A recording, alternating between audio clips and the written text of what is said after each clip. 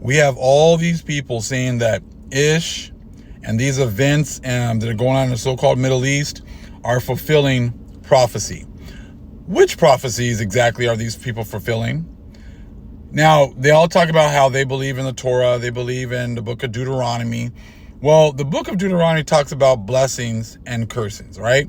And if you go to Daniel 9:11, read around 9:11, 12, 13, it talks about how Israel was going to be getting it the worst, okay? Now, I keep hearing all these people talking about how, well, Israel, the Israelis, have the right to defend themselves. They have the right to be able to defend themselves when people attack them, right? Well, if you actually read the Bible, that is nowhere in the Bible. Let me show you. When you look here, Deuteronomy 28, around verse 2. And all these blessings shall come on thee and overtake thee, if thou shalt hearken unto the voice of the Lord thy God. Blessed shalt thou be in the city, and blessed shalt thou be in the field. Now, Ish is supposedly in their land. So if they're in their land, they should be pretty much under the blessings, right? So these blessings should be on these people, correct? Blessed shall be the fruit of thy body, the fruit of thy ground, and the fruit of thy cattle, the increase of thy kine, and the flocks of thy sheep. Blessed shall be thy basket and thy store. Blessed shalt thou be when thou comest in. Blessed shalt thou be when thou goest out. Now, this is the main part you're seeing going on right now. When they say Israel should be able to, have the right to defend themselves. Well, if it's real Israel and they're really in their lands, who's supposed to be taking care of them? Let's find out. The Lord shall cause thine enemies that rise up against thee to be smitten before thy face. They shall come out against thee one way and flee before thee 7 ways. Well, that's kind of funny because it says the Most High is going to be doing this. But Ish is worried about and waiting for the Americans to get there. They said, oh, we're not going to do a ground invasion until America gets more assets. They've agreed to make sure they're going to wait to do a ground attack in Gaza. They're going to wait until the Americans bring some more assets into the region. They're waiting for more money, waiting for more weapons. Why exactly are they waiting for America to support them? When in Deuteronomy 28, talks about here in verse 7, the Lord, or the Most High, shall cause thine enemies that rise up against thee to be smitten before thy face. They shall come out against thee one way and flee before thee 7 ways. Well, I'm not seeing these other nations now fleeing from Ish. I don't see them fleeing from America anymore. So these blessings aren't fitting the people that are in these lands right now. So, okay, well, let's check this out. If, because they're waiting for men to take care of them. They're waiting for, we all need to come together. We all need to support Ish. We all need to pray for them. Hey, we need some donations. Send us some money. They're waiting for man to help them. We need more weapons. You need to send more weapons to the region. When did that ever happen before? So if they're not matching the blessings, then I'm sure they'll match the curses. So let's check that part out. So this would be Deuteronomy 28 and 25. The Lord shall cause thee to be smitten before thine enemies. Thou shalt go out one way against them, and flee 7 ways before them, and shalt be removed into all the kingdoms of the earth. Okay, well, this is the actual status of the true Israelites. They're not going to have any power, apparently, to be able to fight their enemies off. So it says again, the Lord shall cause thee to be smitten before thine enemies. Thou shalt go one way against them, and flee 7 ways before them, and shall be removed into all the kingdoms of the earth. Well, that's not fitting Ish either, right? They're able to somewhat defend themselves, but this says that when the true Israelites are under the curses, we're not going to have any power to have the right to stand up for ourselves.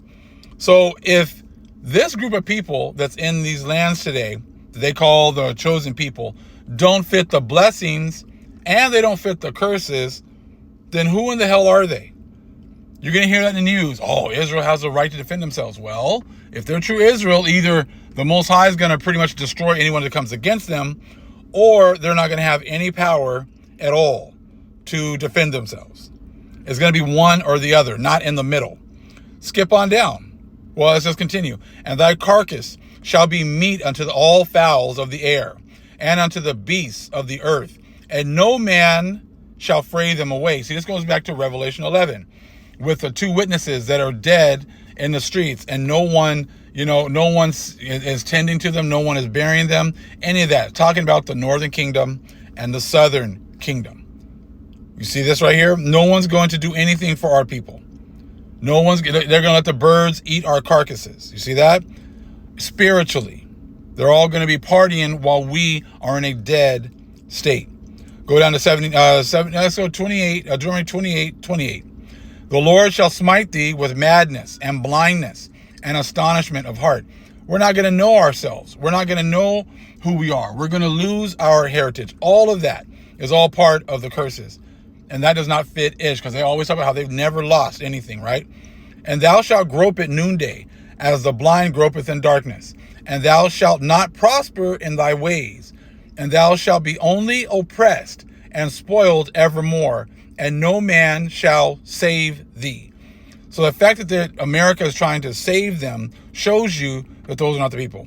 The fact that the Western world is trying to support them and help them shows you that those are not the people, because they do not fit the blessings or the curses. That's why they have to manipulate it, because they know that the Most High is not going to protect these people. They know the Most High is not with them. So that's why they have to do these stuff. They have to manipulate and make it sound like, oh, well, they get, it goes both ways. These people, they get to help and they get to raise them up, as they're supposedly the Most High's chosen people, and then they get the people to feel like that they're helping the Most High's chosen people, and that they're going to be blessed because of that. Your blessings came because we were put down. Now that we have been raised back up, now it's a wrap. You see stories like this. Their only babies, Israeli relatives of hostages, plead. What happened to our babies? See, no one in the world cares about what's happened to our people. They just ignore gator bait, using our babies for gator bait, selling them off, sexually exploiting them, destroying families. All these horrible things you did to our babies and our families and our children, and you just ignore it.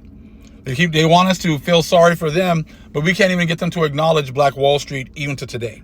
Most people are still unaware of any of these activities that their ancestors perpetrated against us. And no one cares, but they want to put stuff up here like this, and we're supposed to all, pretty much go with them and feel for them and pray for them, when all the way to this day, they've still ignored everything that has happened to us. But this shows you how the blessings you guys had is going away, and the cursing is now coming upon you. It's just funny how they talk about how can the British left make excuses for a terrorist group that murders women and children. What have your governments been doing for the last few hundred years, few thousand years? Have they not gone in, terrorized true Israel, kidnapped women, children, raped them, forced them into slave labor, just like they did with the men? Are they not guilty of the same thing, but for thousands and thousands of years? Yes, they are, and they're guilty of doing it to the Most High's chosen people, all the way until today. All these people say they love the Bible, they love Scripture and everything else, and they're Bible-believing churches, and this, and that. Well, show me which verses that these people are fulfilling. Show me how these people are fulfilling any of the blessings or the curses of Deuteronomy 28. All you want to do is run to how they were put back in the land, but you don't want to talk about what else does that mean? If these people are the true people and they're put in the land, where's the peace on earth? Where is the peace? Everyone is supposed to know who Israel is. When Israel goes back to the land, everyone's supposed to acknowledge who Israel is. Is everyone acknowledging these people? Is everyone acknowledging that these are the people of the living power? It doesn't look like it. These people are pretty much now just waiting, because they see the Most High raising up his people now here at the end. They see us being raised up, and now they know that the Most High has turned his face back to us. They all had to play along for a time because they knew that we were asleep. Now you understand why the whole world's been telling us that they need us to wake up.